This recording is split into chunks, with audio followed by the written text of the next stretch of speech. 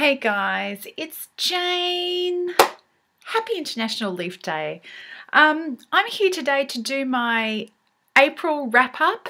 As you can see, I got an early Mother's Day present for my youngest this morning, so you're going to have to put up with that. I read 10 books in April. It was a bit of a mixed bag. I had some really fun reads and a couple that I just didn't enjoy very much at all, and everything sort of in between. Now, I've talked about all of these books before in various videos, so I'm just going to run through them pretty quickly, and I'll leave links to the videos where I talk about them in more length in the description. So the first thing I read was Cat's Cradle by Vonnegut. This was the first Vonnegut I'd ever read. It's a very odd science fiction sort of satire thing, and it didn't really do it for me. So I'll give Vonnegut one more try, because that tends to be my policy. If I read a book by an author and I don't enjoy it, I'll probably give them a second chance, and then that might be it. I don't even give them 3 strikes. Two is enough for me. Then I finished a book by a friend of mine, Andrew Moody. It's Tales from the Pirate Gospel, and I actually did a video review of this. This is a retelling of the life of Jesus in sort of pirate-ese, and it was really thought-provoking and enjoyable. Then I read Broken Glass by Adrian Stirling. This is one of the books that Tanya, the List Obsessed Reader, sent to me, written by one of her English teachers from school. I still haven't got around to the second one. Sorry, Tanya. That'll happen this month coming, I promise. So, Broken Glass is an Australian YA novel, a contemporary setting. I actually really enjoyed almost all of it except the ending. So there's that. Sex Criminals I read this month. This is a graphic novel which I picked up because it was on the short list for the Hugos, and I had joined in a read-along for the Hugos. And yeah, the artwork was nice, not absolutely life-changing, but nice. Some parts of the story were good, but there were other parts that just did not sell me. So yeah, I wasn't a real fan of the Sex Criminals. The Mangle Street Murders I read next, which is the first of a Victorian era crime detective series. Not life-changing, but enjoyable. The Bees by Laline Paull I also read this month, which is a science fiction-y thing set in the world of the bees. All the main characters in it are bees in a particular hive. And this was a really interesting idea, and it was an enjoyable read, but I ended up feeling that the book was a bit thin. There wasn't anything especially unpredictable. I pretty much saw the conclusion coming at about the 1/3 mark, and while that's not an absolute death knell to a story, there wasn't enough in it to really lift it above the kind of average for me. It was enjoyable, it was fine, and it was an interesting concept, and I wanted a little bit more.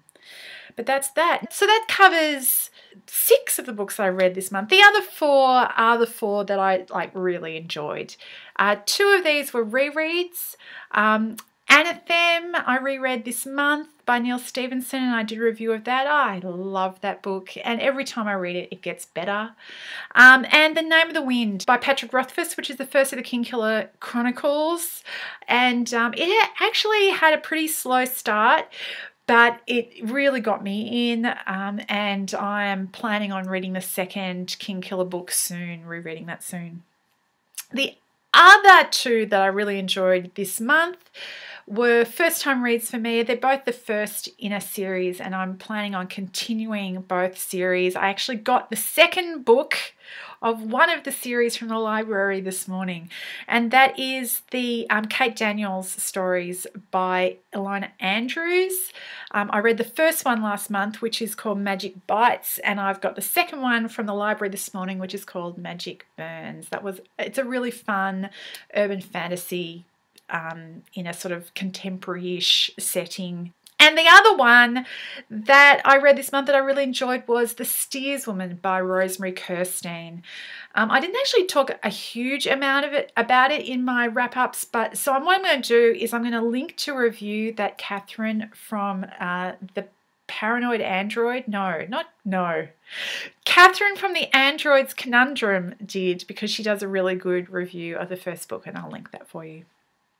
So that's what I read this month. Apart from my standard book videos, this month I made 3 other videos. I made one Tuesday Talks video where I talked about my favourite author, who is, let me think, who could that be?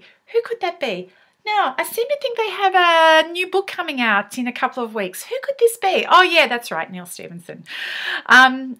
And I made one tag video, the Royal Court book tag, which was a lot of fun. And thanks for everybody who I tagged, who's done it. I really appreciate it. I know not everybody enjoys doing tag videos, and I don't do them all that much because I tend to find that I'm talking about the same books all the time, and they take a bit of energy to kind of get sorted for. But I do like doing them every so often. So thank you for those people who played along and did my tag. And I also did one Mystery Monday video this month, which was a review of the Mangle Street murders. Before I move on from there, I've been doing quite a bit of thinking about the Mystery Monday segment that I started. I'm happy with what I've done, but I'm trying to work out what I'm going to do to keep going with it. I've got a few ideas. I think I'm not going to be doing them every week because my life just doesn't work like that. I'll be trying to keep up with awards as they happen. I'll be reviewing books that are in that sort of genre that I read that I think are interesting enough to talk about as that goes along. But if there are other things that people would be interested in hearing about, please let me know. Give me some ideas of what you'd like to hear about in the crime and mystery fiction area. I'd love to have some suggestions. Okay, that's it. That was April. It wasn't the best month in the world in my life, in my reading life, because all that Hugo stuff getting me down, and in my, life, because there's been some yucky stuff, personal stuff going on. But it's a beautiful day. And autumn is my favourite time of year, so I'm enjoying that. And it's International Leaf Day, so may the 4th be with you. And I hope you're all well, and I'll talk to you later. Bye!